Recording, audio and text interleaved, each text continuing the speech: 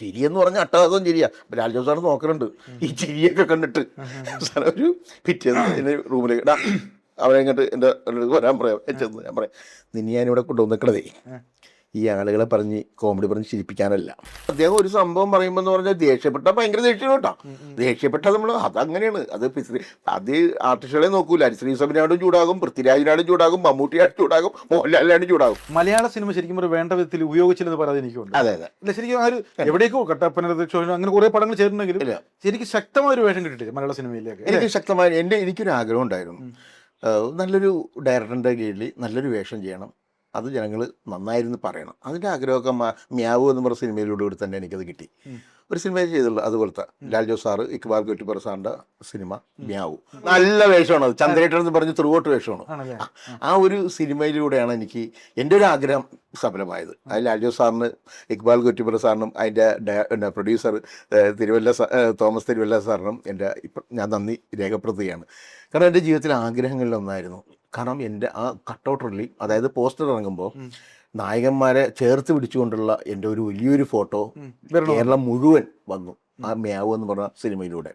നല്ലൊരു ചന്ദ്രേട്ടൻ എന്നൊരു കഥാപാത്രം കിട്ടി. അതെങ്ങനെയാണെന്ന് അറിയാൻ പാടില്ല. ഞാൻ ലാൽ ജോസ് സാറിനെ വിളിച്ചിട്ട്, സാറേ എനിക്കൊരു വേഷം തന്നെ ഒന്നും ഇതേവരെ ചോദിച്ചിട്ടില്ല. കാരണം അദ്ദേഹത്തിന് എന്നെ അറിയാം, ഈ കാസറ്റൊക്കെ കണ്ടിട്ട് അറിയാം. ഞാൻ അദ്ദേഹത്തിൻ്റെ ഒരു ട്രിപ്പിൽ കുറച്ച് കോമഡി എഴുതാനൊക്കെ ഞാൻ പോയിട്ട് അങ്ങനെ ഒരു പരിചയമൊക്കെ ഉണ്ടെന്നല്ലാതെ ഞാൻ അദ്ദേഹത്തിന് എന്തെങ്കിലും ഉപകാരം ചെയ്യുകയോ അങ്ങനെ ഒന്നും ഞാൻ ചെയ്തിട്ടില്ല. പക്ഷേ ദൈവം അദ്ദേഹം വഴിയാണ് വിളി വന്നത്. പിന്നെ രാജേഷ് സാറ് എന്നെ ഈ ഞാൻ മിമിക്രി കളിച്ച് നടക്കണ എന്നെ വിളിച്ചിട്ട് ഇത്രയും സീരിയസ് ആയിട്ടുള്ള ഒരു വേഷം തരിക എന്ന് പറയുമ്പോൾ ഒന്ന് ആലോചിച്ച് നോക്കാം. അദ്ദേഹത്തിന്റെ മനസ്സിന്റെ ഒരു എന്തായിരിക്കും അദ്ദേഹത്തിന് മനസ്സിലാക്കി ചിലപ്പോൾ അദ്ദേഹത്തിന് തോന്നിക്കണം അവനത് കൊടുത്തു കഴിഞ്ഞാൽ ചിലപ്പോൾ നന്നാക്കൊന്ന് തോന്നിക്കാണോ, അല്ല മോശമൊക്കെ ഒന്ന് തോന്നിക്കഴിഞ്ഞാൽ വിളിക്കൂലല്ലോ. അപ്പോൾ ഒരു പരീക്ഷണമാണ്. അങ്ങനെ പരീക്ഷണം നടത്താൻ എല്ലാ ഡയറക്ടർമാരും തയ്യാറാവില്ല. ലാൽ ജോസ് സാർ എന്ന് പറഞ്ഞു കഴിഞ്ഞാൽ ഒരുമാതിരിപ്പെട്ട മിമിക്രിക്കാർക്കൊക്കെ നല്ല അവസരം, ടെലിക്കാണെങ്കിലും കുറേ പേർക്ക് അവസരങ്ങൾ കൊടുക്കുന്ന ആളാണ്. അത് അദ്ദേഹത്തിന് അത് ആ റോള് ചെയ്യാൻ പറ്റും തോന്നി അദ്ദേഹം വിളിച്ചിരിക്കും. നമ്മൾ അങ്ങോട്ട് വിളിക്കേണ്ട കാര്യമില്ല, ലാൽ ജോസ് സാറ് ഇങ്ങോട്ട് വിളിപ്പിക്കും. അല്ല അത്ര ഒരു സെന്റർ നല്ല വേഷമാണെന്ന് ആദ്യമേ പറഞ്ഞായിരുന്നു അല്ലേ? എന്നോട് വിളിച്ചു പറയടാ കോമഡി ഒന്നും ഇല്ല കേട്ടോ, സീരിയസ് ആണ് പറഞ്ഞു. സീരിയസ് ആണ്, താടിയെ കൊളുത്തണം, മീശയെ കൊളുത്തണം. പിന്നെ നമ്മൾ ഷൂട്ട് റാസൽ ഗെയിമിലാ. അപ്പൊ താടിയും മീശയൊക്കെ കൊളുത്തി ഞാൻ അങ്ങോട്ട് ചെല്ലുന്നു. റാസൽ ഗെയിമിൽ ചിലപ്പോൾ സൗബിനാണ് നായകൻ. സൗബിൻ സ്ക്രിപ്റ്റ് ഇങ്ങനെ ഫുള്ള് ആ സമയത്ത് ഇങ്ങനെ വായിച്ചിട്ട് നിർത്തിട്ട്, ചേട്ടാ ഇത് ഞാനല്ല കേട്ടോ, ചേട്ടനാണ് കേട്ടോ ഇതിന്റെ മെയിൻ സംഭവങ്ങൾ, ചേട്ടന്റെ കയ്യിലാണ് സിനിമ, എന്നെ പേടിപ്പിച്ചിട്ടുണ്ട്. എന്റെ പൊന്നി സൗബിനെ അങ്ങനെ പറയില്ലേ, ഇല്ല ചന്ദ്രേട്ടനാണ്, ഞാൻ വായിച്ചത്ര സീനിൽ ചന്ദ്രേട്ടൻ. പിന്നെ എനിക്ക് ഫുള്ള് വായിച്ചോ എന്താണെന്ന് അറിയാൻ വേണ്ടി? ഇല്ല ഞാനതങ്ങനെ കുറച്ചൊക്കെ വായിച്ചു. കാരണം എന്താണ് കഥാപാത്രം എന്ന് അറിയാൻ പറ്റില്ല. അപ്പൊ നല്ല സീരിയസ് ആയിട്ടുള്ള സാധനമാണ്. അപ്പൊ എനിക്ക് ടെൻഷനായി. നമ്മ ഇത്രയും നാളും കർത്താവേ ആ പള്ളി ലക്ഷണം ഇതൊക്കെയാണ് നമുക്ക് കിട്ടിയിരിക്കണം, അല്ലെ പോലീസുകാരൻ, അങ്ങനെയുള്ള കോമഡി കഥാപാത്രങ്ങൾ, ഇതാണ് ആദ്യമായിട്ട് സീരിയസ്. അപ്പൊ ഞാൻ ടെൻഷൻ ഉണ്ട്, നല്ല ടെൻഷൻ ഉണ്ടായിരുന്നു. കാരണം ലാൽ ജോസ് സാറിനെ പോലത്തെ ഒരു വ്യക്തിയാണ്, അദ്ദേഹത്തിനെ സിനിമയിൽ ചെന്നിട്ട് ശ്രദ്ധിക്കപ്പെടുന്നു അറിയാം. അവൻ നശിപ്പിച്ചു കളഞ്ഞെന്ന് പറയുന്നതല്ലോ. അവിടെ ചെന്ന് മേക്കപ്പ് ഒക്കെ ഇട്ട് കഴിഞ്ഞപ്പോൾ ഏകദേശം ഒരു മനസ്സിന് ഏകദേശം അവരുദ്ദേശിച്ച ചന്ദ്രേട്ടൻ ഏകദേശം ഒക്കെ ആയിട്ടുണ്ട്. അതിനുശേഷം ഫസ്റ്റ് സീനാണ് കേട്ടോ. അപ്പം ഞാൻ സാറിനോട് പോയിട്ട് പറഞ്ഞു, ലാൽ ജോസ് സാറേ മിമിക്രിയാണ്, എന്തെങ്കിലുമൊക്കെ ചിലപ്പോൾ ഓവർ വരും, കാരണം എൻ്റെ മുഖത്തിച്ച് ഓവർ എക്സ്പ്രഷൻ മഞ്ഞ മുഖമാണ്, ഇതൊക്കെ അറിഞ്ഞിട്ടാണ് ഞാൻ നിന്നെ വിളിച്ചേക്കണം കേട്ടോ, നീ ചെയ്തോ, നിനക്ക് കൂടുതലാണെങ്കിൽ ഞാൻ കുറക്കാം, കുറവാണെങ്കിൽ ഞാൻ കൂട്ടാൻ പറയാം കേട്ടോ, നീ ചെയ്തോ, നിനക്ക് നിന്റെ ഇഷ്ടം പോലെ ചെയ്തോളാൻ പറഞ്ഞു. നല്ല സ്വാതന്ത്ര്യം തന്നു. ആദ്യത്തെ സീൻ കഴിഞ്ഞിട്ട് ഞാൻ സാറിന് നോക്കണം എന്താണ് പറയുക, നീ കൂട്ടിയാൻ വേണ്ട കുറയ്ക്കാൻ വേണ്ട, ഇത് തന്നെ പോയിക്കോൻ പറഞ്ഞു. ആ ഒരു ഡയലോഗിലാണ് പിന്നെ ഞാൻ ആ സിനിമ കംപ്ലീറ്റ് ചെയ്തത്. പിന്നെ തെറ്റലും ഒക്കെ മനുഷ്യൻ സഹിതമാണ് ഇതൊക്കെ ഉണ്ടാവും, എങ്കിലും തുടക്കം വരെ അവസാനം വരെ ടെൻഷൻ ഇല്ലാതെ നമ്മൾ ചെയ്തു. നല്ല സഹകരണം. തീർന്നു എന്തോന്നില്ല കാണിക്കുന്നത്.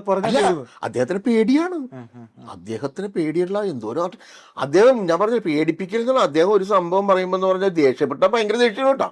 ദേഷ്യപ്പെട്ട നമ്മൾ അതങ്ങനെയാണ്. അത് ആർട്ടിസ്റ്റുകളെ നോക്കൂല. ഹരിശ്രീ സബിനാടും ചൂടാകും, പൃഥ്വിരാജിനാടും ചൂടാകും, മമ്മൂട്ടിയാടും ചൂടാകും, മോഹൻലാലിനാടും ചൂടാകും. അങ്ങനെ ഒരു ഡയറക്ടറാണ് ലാൽ ജോസ് സാർ കേട്ടോ. അല്ല അവനാട് ചൂടാ അങ്ങനെയല്ല, കാര്യം പറയും പുള്ളി, എടാ ശരിയല്ല, അത് നീ അങ്ങനെ അല്ലല്ലോ എന്ന് പറഞ്ഞ് അങ്ങനെ പറയും.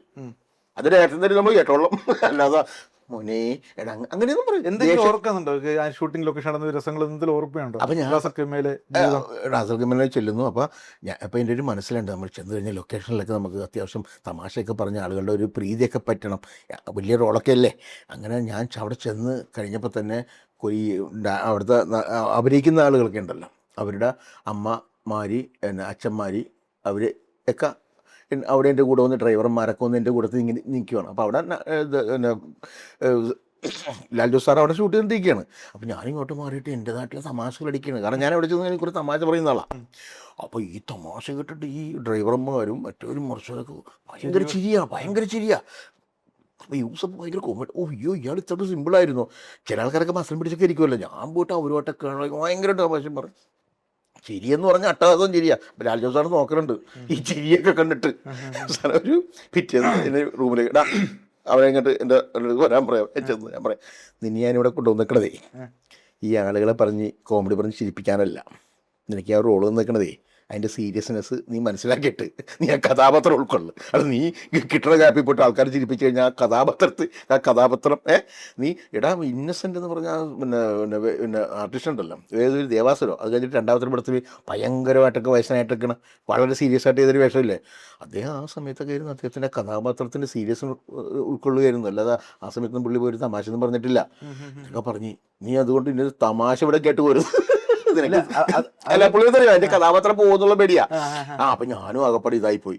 ഞാൻ പിന്നെ പിറ്റേന്ന് ലൊക്കേഷൻ ചെന്നിട്ട് ഞാൻ കസേരയിൽ അനങ്ങാതിരിക്കും, ഒരൊറ്റ മനുഷ്യരുടെ മിണ്ടിയല്ല. കാരണം ലാൽ ജോസ് സാറല്ല അങ്ങനെ പറഞ്ഞേക്കണത്.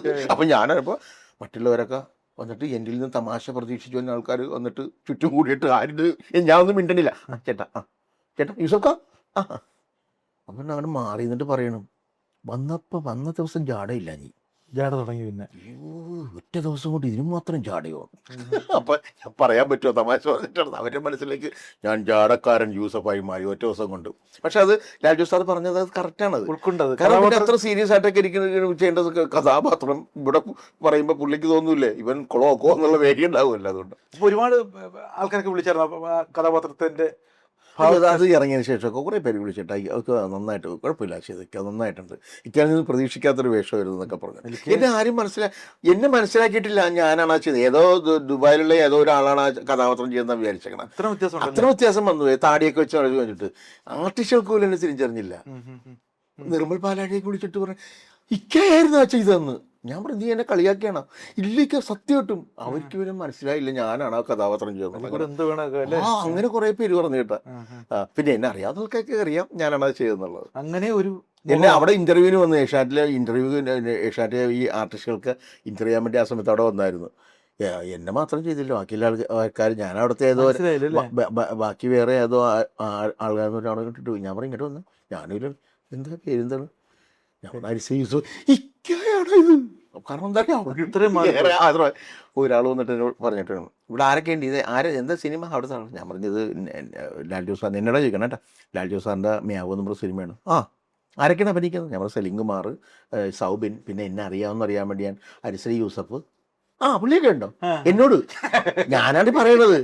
എന്നോട് പുള്ളീനെ അറിയോ? പിന്നെ ആ പള്ളിയിൽ വെച്ചൊക്കെ എടുക്കുന്ന ആളല്ലേ. പുള്ളിയുണ്ടോ ഇവിടെ? ഞാൻ പറഞ്ഞ സലീം കുമാർ ഉണ്ടോ? സലീം കുമാർ പോയി. സൗബിൻ പോയാ? പുള്ളിയുണ്ടോ? ഞാൻ പറഞ്ഞ ഹരിശ്രീ യൂസഫാണോ? പുള്ളിനെ കാണണോ? അപ്പോൾ അവിടെ ഒന്ന് കാണണം കാണാം എവിടെ ഉണ്ടെന്ന് പറഞ്ഞപ്പോൾ ഞാൻ തന്നെയാണ്.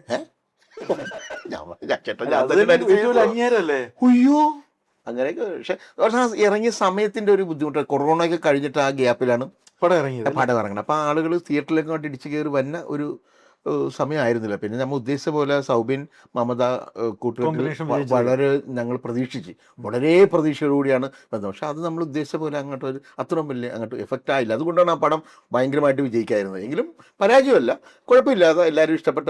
പിന്നെ OTT-യിലൊക്കെ ഇറങ്ങിയപ്പോൾ ഭയങ്കരമായിട്ട് എല്ലാവരും കണ്ടു, എല്ലാവരും അഭിനന്ദനങ്ങൾ കാര്യങ്ങൾ. തിയേറ്ററിൽ അങ്ങനെ അത്ര അങ്ങോട്ട് വിജയം സക്സസ് ആയി. ഇക്ക കാണുന്ന ഒരു പോരായ്മ എന്താ? കോമ്പറ്റീഷൻ അല്ലെങ്കിൽ നല്ല നായകനാണെങ്കിൽ ഒരുപക്ഷെ ഓടിയാണ്. സൗബിൻ അപ്പൊ കത്തിരിക്കുന്ന സമയമാണ്. സൗബിൻ നല്ല കോമ്പിനേഷൻ സ്വീകരിച്ചില്ല. എന്തോ ഒരു ചെറിയൊരു ഇത് വന്നു. അത് ആളുകൾ ആ സമയത്ത് തിയേറ്ററിലേക്ക് ഇടിച്ച് കയറുന്ന ഒരു സമയം ആയിരുന്നില്ല. അതിന്റെ ഒരു തളർച്ചയിലാണ് സംഭവം. ശ്രദ്ധിച്ചായിരുന്നു കുറച്ചും കൂടെ റേഞ്ച് മാറിപ്പോയി. തീർച്ചയായിട്ടും ആ പടത്തിൽ 100 ദിവസമൊക്കെ ഓടിയായിരുന്നെങ്കിൽ ഞാനൊക്കെ എവിടെ നിൽക്കണം.